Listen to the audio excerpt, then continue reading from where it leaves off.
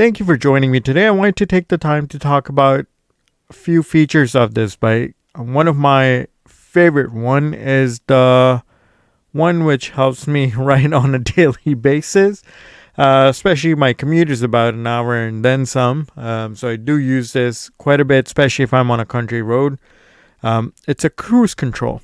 I love the feature that it kicks in on a third gear, third and up, and it does have to be at least 50 kilometer per hour in order for it to kick in.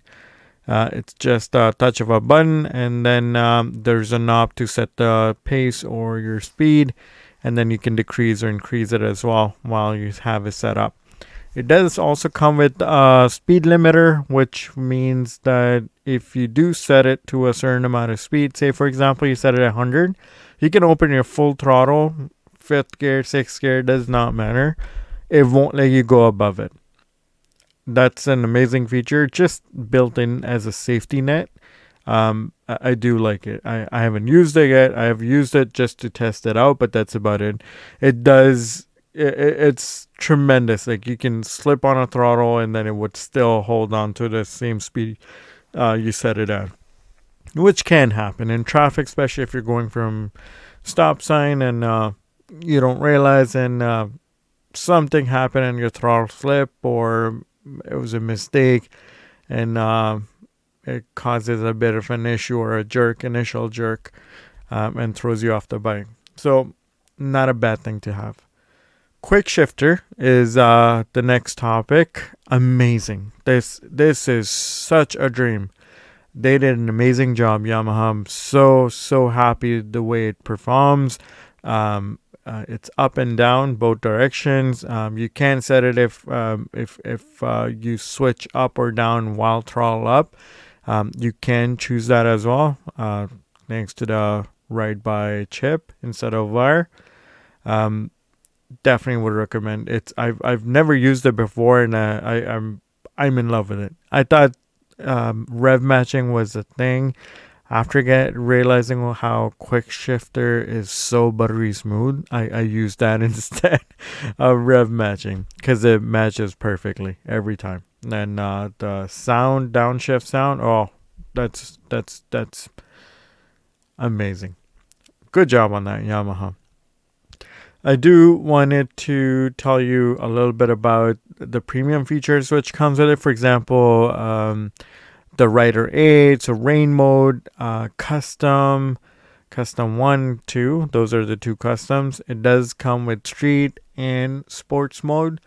On sports mode, I did find that the bike gets heated up a lot, especially on a first or second gear, because the power delivery is to the max. But you can choose different launch controls. So there is a launch control, wheelie control, ABS integration or assist, slip control, and I believe lift control. I'm not sure if I mentioned that. So those are all included. You can turn them off or turn them on. It does help a lot. I did happen to slip on a little bit of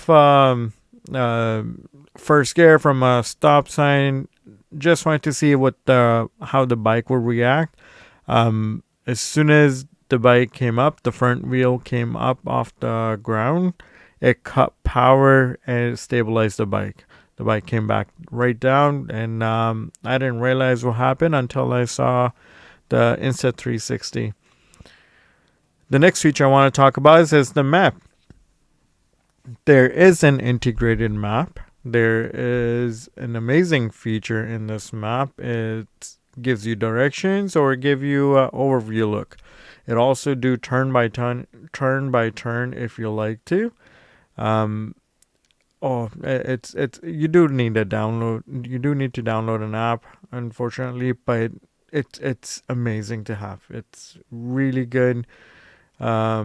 Especially if you have a phone or quad lock system like that. If you have this, you don't need other aids or options. This is integrated into your bike. It does require a pre-connected phone You do have to connect through a Bluetooth. It will connect to your phone before you start writing, and it will integrate the map and your destination. You do have option to save a few favorites. You do have an option to set home and work if you need to, and it's awesome to have. It does have a music connectivity as well. Again, due to the Bluetooth option on the phone, it does give you an option to go forward or backward in terms of a track. It does not fast forward, unfortunately, or I was just not able to find a way to fast forward or backward. It does give you the volume option as well, or play pause. Next, I want to talk about the track specific power bands and customizations. There's also a theme specifically dedicated to a track. I do love that one. It's the one where there's a shift indicator, but it's built into your dash instead of the light in the corner. It does go from red, amber, green, and that's where you're at max power range. You should shift up. It's awesome. I really love it. I just wish there was an option to actually customize the themes out of the other options. It does give you 4 of those, and each one is different. Different display on your dash, but I wish there was some sort of customization. Maybe in future, this might be something Yamaha can work on. I would love to see that. And with that, thanks for watching. If you have any comments, tips, questions, or opportunities you would like to share with me, feel free to drop them below in the comment section or hit me up on my other socials. All links are on my profile. I do have Instagram as well listed there, which does offer IM capabilities. Thanks for watching again, and see you next time.